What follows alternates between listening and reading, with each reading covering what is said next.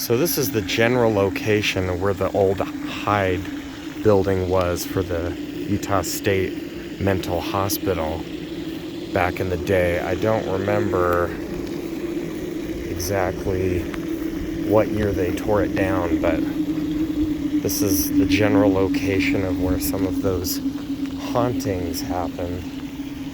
So the old Hyde Building, I wasn't here for that. I wish I was, but I didn't get to see that one. But it was, I want to say 3 levels. There was the Hope Unit, which is legacy, like a care center. Then there's the LHU, or maybe LHU was in the basement. Yeah, LHU was in the basement. Then the Hope, and then on top was forensics. In the forensics building, or in the forensics unit, I was told about the army crawl guy. So this one guy, one of the staff would go into this group room and take a nap. And it was just a small group room, enough for a couple recliners. I'm not sure what else was in there, and he would go to sleep, and when he woke up, like something woke him up, and he walked back out, and he's like, "Oh my God, thanks you guys for waking me up. I totally didn't set my alarm." And I'm like, "We didn't wake you up." And he's like, "Okay, whatever." And he went back to work. A few nights later, he goes back in there to take another nap. Again, a woman woke him up, whispering in his ear, like to wake up. And he goes back out, "Gosh, guys, thank you. My alarm didn't go off again." And they're like, "Dude, we didn't wake you up." And he didn't believe him.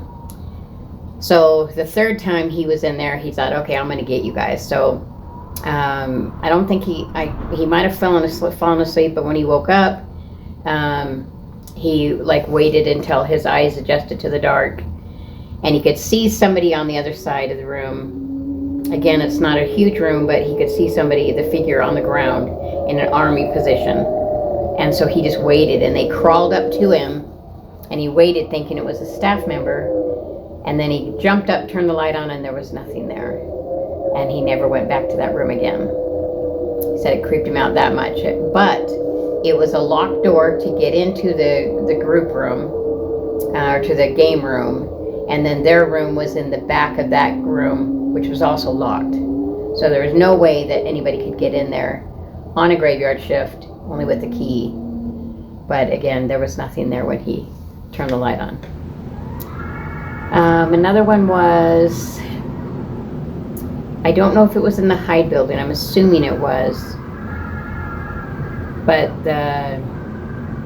one of the RTs was coming out of her room, her office. She had done some late night work, and she heard it was a code on another unit or something, and so she went running to it. As she ran out of her office, in one of the outside visitor rooms, there was somebody in the window, but on first glance, as she ran out, she had to do a double take, and they were gone. But what she had seen the first time was a person standing there crying in an old dress with the ruffle on her sleeves, and she was just crying.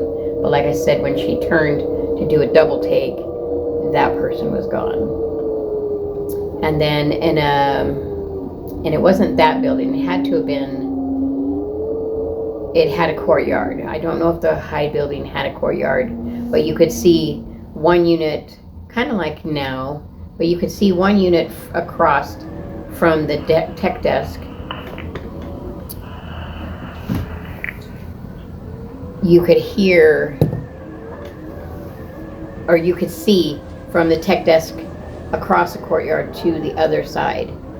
And the other side, they kept seeing the lights go on and off, on and off, on and off, on and off. And they're like, "What the heck, man?" And so one of them went over there, and there was nobody in the room, like an activity room kind of. But the light was off. So they went back to the other side. They got to their unit, and the light was flickering back and forth, off and on, off and on, off and on. And so they took two people. One went one way, one went the other. When they got on that side, all the furniture that was in that group room was standing up on the sides against a wall. And they're just like, and the light was on. But nobody was there. And it was too heavy of furniture for anybody just to hurry up and do that. And they just thought that was creepy. So I think they called security. They went back to their unit. Light was flickering on, flickering off.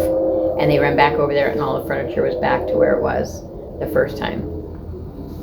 They never figured out that one, but yeah, that one creeped them out. And then the other one was a boy, or a young guy came from outside, and he just kept saying, "Don't let him get me, don't let him get me, don't let him get me." During the day he was fine, but at nighttime, that's when he would start getting really, really upset. Anyway, they would have to, they put him in the 4 points to give him a shot, and he said, "Don't let him get me, please don't let him get me." Well, one of the ladies had left on her break and went to an office, and you have to use a key to get into the office, and I can't remember if there was 2 doors, but I know there was 1 door.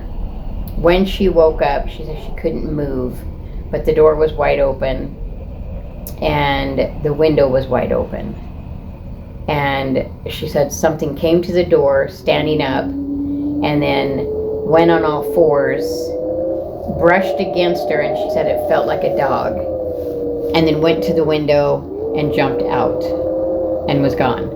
She said she couldn't move for a few minutes, and when they went back to the unit, or when she was finally able to get up, she went back to the unit, and it was like all chaos.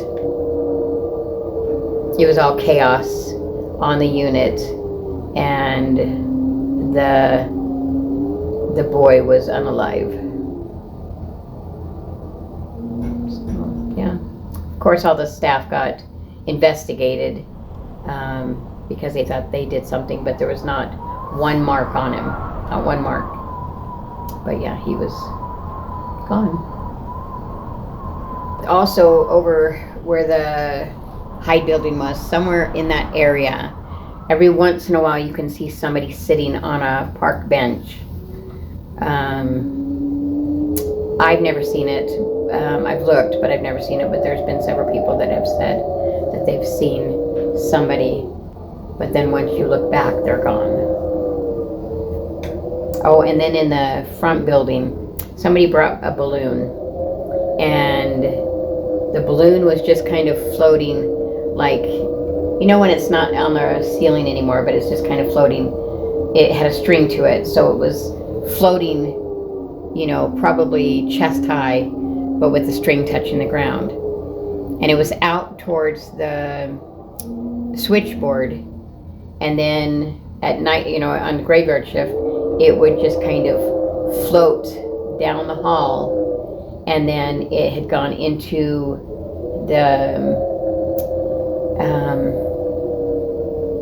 the old one of the nursing stations, or the nurses' office, and just hung out in there. And then when they would go in there, it would kind of come and float towards them. They would, whoever did, but brought it back out to the switchboard area, and it floated back down the hall, back into that office. So it wanted to be in that area. And they said that you can hear, every once in a while, you can hear kids laughing.